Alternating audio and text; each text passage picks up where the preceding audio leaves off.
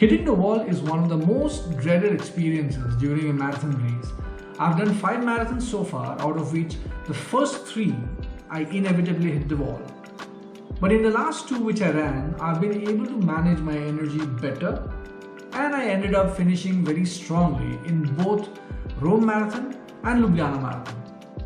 Now in this video, I'm going to share with you 3 things which helped me deal with this better and which helped me sprint to the finish. So the first critical success factor is fueling, and I think it's the most important one. Fueling starts a few days before the race. In fact, I'll go out on a limb and say you can as well start around 1 week before the race. For myself, I usually start eating a lot of food, carbs particularly, 1 week before the race. I try not to miss out any of the snacks in between as well. So whatever works for you, you can load on your pasta, bread, or any form of carbohydrates, even rice, so that on the day of the race, you go there fully energized. And also, just before the race, make sure you don't skip your breakfast. Around 2 hours or 1.5 hours before the race, you can start your day with a little bit of a breakfast, cereal, bread or something, or bananas if that works for you. And also during the race, it's very important to carry your fuel, unless of course you have fuel being provided or some form of carbs being provided in the race. So I usually carry quite a few gels in my pockets, and I try to have every 35 or 40 minutes frequency 1 gel. So I think the thumb rule is around 30 grams of carbs, or if somebody is very active, 60 grams of carbs every 1 hour of the race. So try out the gel which works for you before the race, during the long runs. That's where you practice the kind of fueling that you need to do, which brand works for you, so that you don't have a newfound problem when you're running in the marathon. So I think that goes a long way. So yep, fueling is the most important factor. The second factor is hydration.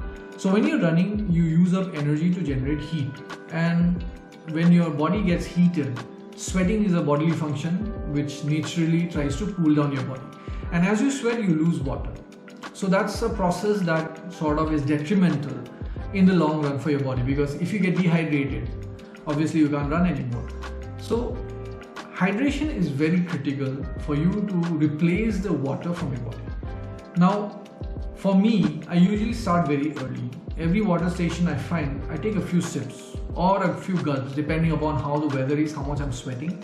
But it's better to start early than to start too late, because if you're too late, then you're already tired, because if you get dehydrated, you get too tired. So that works for me. Secondly, it's not only water that you need to replace. You need to replace sodium, because when you sweat, you lose a lot of sodium, because of which you need to rely on your electrolytes. So usually some of the marathons, they provide sports drinks which you can use.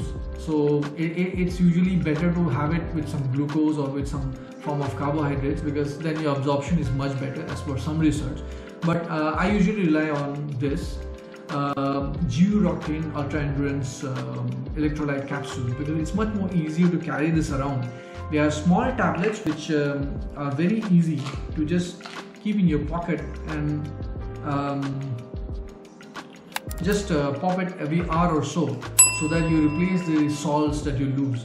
So it's quite handy. Otherwise, you can also use some of the other hydration capsules which are water soluble, like this one, like the Noom one. So these kind of things will help you replace the salts that you lose in your body. Apart from that, of course, the gels that you use, they also have certain amount of sodium in it. But I think for a person like me who sweats a lot, I would rather have a direct salt capsule to replace the salts than rely on something like this, because I can't have too many of gels. So that's how you take care of hydration. The third critical success factor is the negative splits. So if you divide the race into 2 parts, the first half and the second half, in a negative split, you run the second half a little bit faster than the first half. So in my case, I usually divide it into 3 parts, which is what I read over a lot of blogs and a lot of videos. So this is what I learned over time, to divide the race into 3 parts. 10 miles, 10 miles and the last 10 kilometers, making the total 42 kilometers. So the first 10 miles, I usually run a little slow. So for example, if I'm targeting a 450 minutes per kilometer pace, then I would run at 455 minutes per kilometer in the first 10 miles or 15 to 16 kilometers. And then I'll try to bring it up a notch and try to bring it up to, let's say, 4 minutes 50 seconds per kilometer. And then towards the last 10 kilometers, which is after 32 kilometers, I'll test myself, I'll push a little bit and then see if I can maintain that 5-second faster pace than my marathon pace or a little faster. So in my past 2 marathons, I've done that, and it turned out to be very good, because the first 20 kilometers or so is just about holding that pace. Like, start off a little slow, comfortable, then as you loosen up, try to hold that pace and reach till 32 kilometers. And then after 32 kilometers, just test yourself every kilometer, like push a little bit faster and see if you're feeling okay. If you're feeling okay, you continue, or you hold back a little bit and then push back again after 35 or 36 kilometers. So that's how you try to adjust your pace so that you can avoid hitting the wall.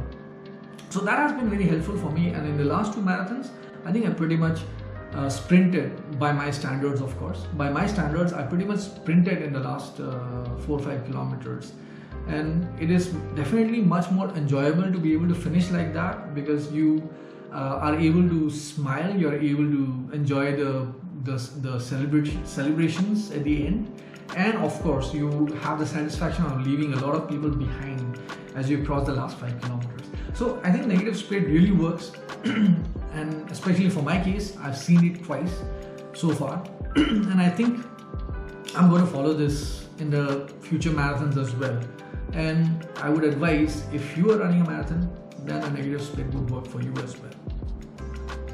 So in summary, marathons are a very exhilarating experience. I mean, it's an event where you push your body beyond your normal limits, and if you're able to finish it very strong, it leaves a very good memory in your mind. Because if you're racing in the last 5 kilometers, or if you're sprinting in the last 5 kilometers, you're left with the desire to do more in the next marathon, instead of maybe in a finish where you're struggling in the end and everything is hurting everywhere. Of course, it hurts anyway, but when you're not able to run, it leaves you with a fear of not being able to finish in the next marathon. So I think finishing strong really helps in that journey for you to become a better marathoner or a better runner.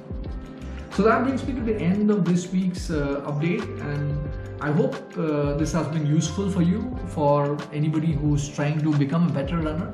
And if you think this kind of content is helping you, please do like and subscribe to this channel.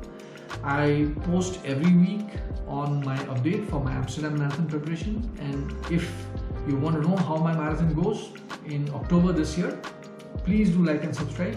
I look forward to your comments and your suggestions. Thank you for watching. See you next week. Cheers.